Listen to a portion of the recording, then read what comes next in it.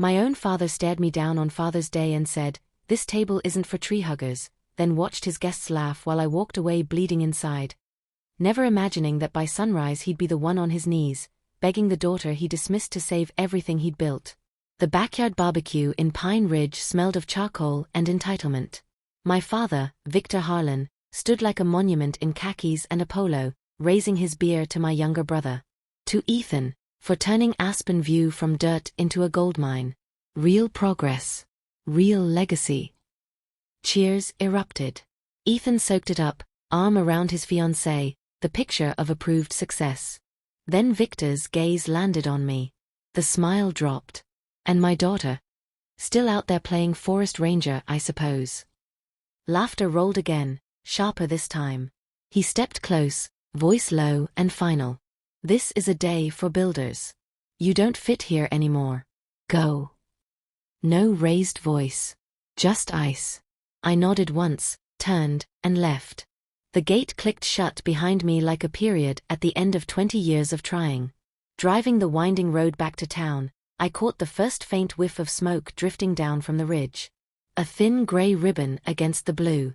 My radio crackled, initial report of a spot fire near Aspen View. I accelerated. By dusk I was in yellow Nomex at the Incident Command Post in the Community Center lot. Incident Commander Elena Voss now, not the dismissed daughter. Maps glowed red.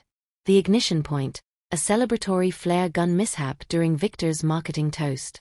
One of his investors. The footage was unmistakable. Wind was clocking southwest, pushing toward the subdivision.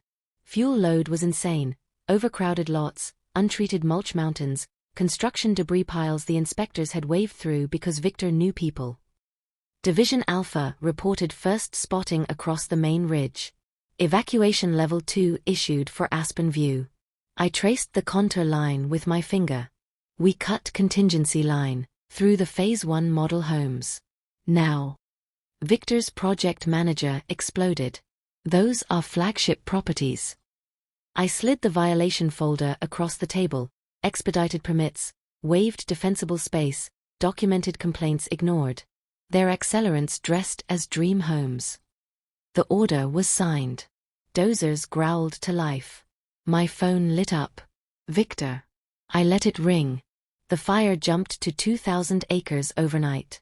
Spot fires leapfrogged fences.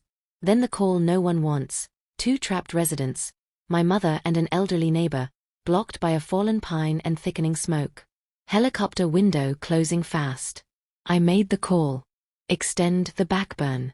Sacrifice the remaining show homes. Clear the corridor. Torches hissed. Controlled flame raced along eaves, devoured decks, carved a black scar that bought breathing room.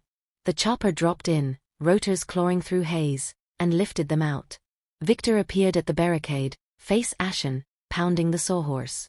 "You're torching my life's work." I keyed the mic without looking up. Human safety trumps square footage. Hold position. Dawn brought the brutal split, one tongue racing for the interstate, another toward downtown Pine Ridge. If the highway fell, the town followed. Phone again. Victor, voice shattered. The fire suppression lines. They're decorative. I cut the real infrastructure to hit deadlines. A long pause. Please. I closed my eyes, then opened them on the map. Anchor final perimeter on Aspen View. Everything east of the Ridge Road is expendable. Execute. The last ignition lit. Flame met flame in a roaring collision. The main front starved, faltered, died against the black. We held. Weeks later, in the packed hearing room, the investigator laid it bare. Illegal shortcuts, ignored warnings, profit over protection. Victor stood at the podium, smaller than I'd ever seen him. "I chose speed over safety," he said, voice breaking. "I endangered lives. My daughter." She stopped the disaster I started. "I'm sorry." He pledged every remaining asset to a community resilience fund. Real retrofits, no more corners cut. The gavel fell. Rebuild approved, but under strict oversight. Later, my phone buzzed. "Victor." One word on the screen, "Dad." I answered. His voice was quiet, stripped. "Next Father's Day, will you come?" I looked at the ridge, still black but already showing tiny green spikes pushing through ash. I'll always fight for this place, I said. The rest of us? That's earned over time. Real time. Silence. Then a soft exhale. I ended the call and stepped outside. The sky was wide again, clean blue over healing scars. The fire hadn't just burned houses. It burned the old rules.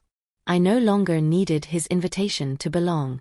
I belonged to the line I'd held, to the people I'd protected, to the life I'd chosen long before he ever sent me away. And that was enough.